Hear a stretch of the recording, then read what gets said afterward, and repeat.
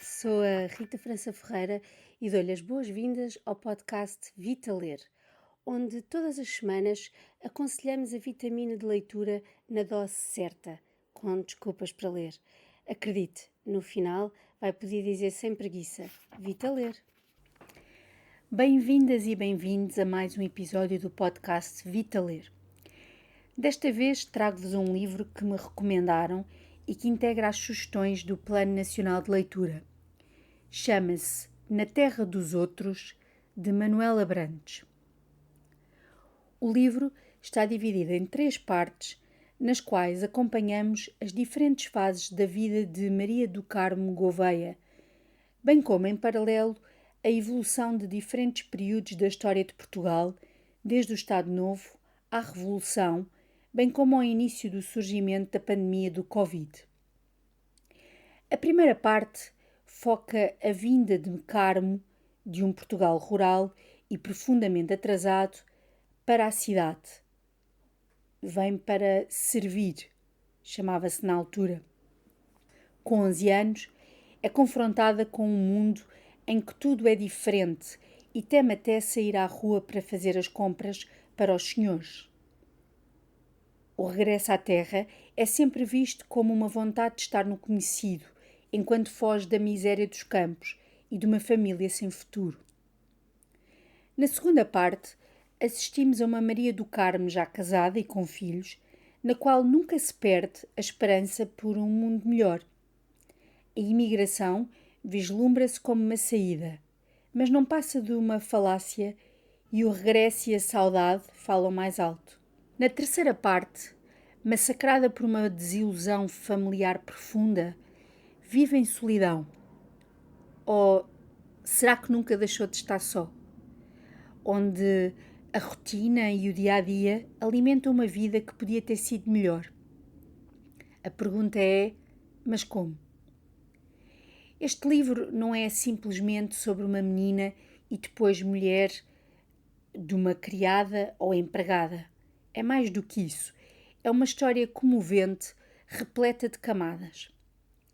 Fala-se da subalternização da mulher e da convicção que as mulheres não podiam ser quem quisessem, como se lê nesta passagem. As mulheres são mais ignorantes que os animais. Nenhuma de nós sabe nada do que realmente importa. Foca-se na falta de confiança na palavra da, entre aspas, empregada, uma franja de sociedade maltratada, em contraste com quem manda. Passo a citar. Nas horas mais penhosas, culpava-se por ter guardado silêncio sobre o que acontecera no inverno anterior e detestava-se por continuar a guardar silêncio. Mas acreditariam nas suas palavras? Fala-se também sobre um lado idílico da maternidade, quando vivida em pobreza e na miséria, e não a convivência de ingratidão face ao esforço. Passo a citar. A maternidade era uma coisa muito estranha. Carmo recordava os sofrimentos da gravidez, do parto, dos primeiros anos de mãe. Mas dessa época guardava também uma certa sensação de importância, um lampejo de significado no meio do absurdo. Agora, o desdém e as recriminações dos filhos, pelo contrário, não provavam fosse o que fosse. Esperava que eles, com a idade, começassem a assumir responsabilidades e a facilitar-lhe a vida. Não, tinham-se tornado mais exigentes e implicativos. Era algo óbvio que imitavam o modo desrespeitoso como Meirinho a tratava. Em vez de agradecerem tudo o que a mãe fazia por eles, reproduziam a displicência do pai. Também se fala sobre a decisão da imigração como uma promessa de uma vida melhor, mas também, como diz no livro, para conhecer um bocadinho de mundo.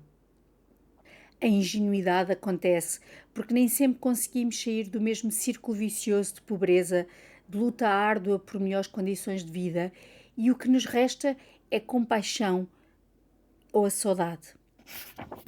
Aborda-se também o tema da solidão e do abandono, E desse abandono diz: com a solidão perde-se a esperança e ainda antes de se perder por completo a esperança, começa-se a abominá-la, pois a ideia de uma mudança que nunca acontece é mais dolorosa do que o conformismo, é mais dolorosa do que desistir.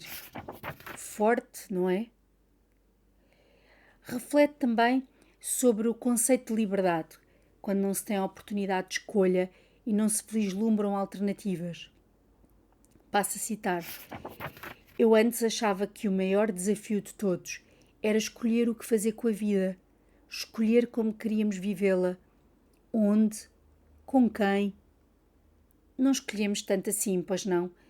Corremos atrás das coisas e chamamos a isso liberdade, mas ainda hoje não percebo até onde vai realmente a nossa liberdade. Este livro não se passa num Portugal assim tão distante. Nada disso.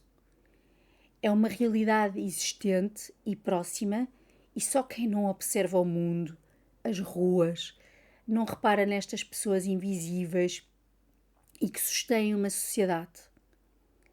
Sim, mas como as podemos elevar mais na escala social? Como fomentar a esperança e melhorar as suas condições de vida? Não é um livro que nos deixe, é uma obra que, para quem se preocupa com as políticas sociais e públicas, não o vai deixar indiferente. Por favor, não se desliguem do mundo, do que vos rodeia, e tentem agir, fomentar alguma mudança para algo mais equilibrado. O livro, além de ser um excelente exemplo de como a literatura pode, sem dúvida, ser um catalisador para construirmos uma sociedade mais democrática, é uma verdadeira lição de empatia. Deixo uma citação para reflexão. A literatura é um exercício de empatia em que leitores e autores se colocam na pele de personagens diversos. É uma anulação da distância. Esta citação é do autor Afonso Cruz e faz parte do seu livro Jalan Jalan. Obrigada por estar desse lado. Não se esqueça, caso ache o podcast útil para lermos mais e melhor, partilhe com os seus amigos.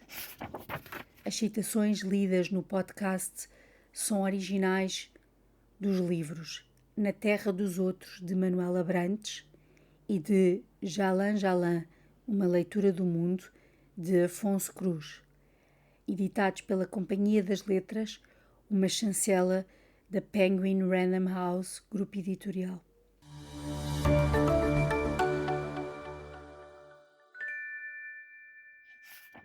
Vita Ler, o podcast vitamínico que desperta desculpas para ler.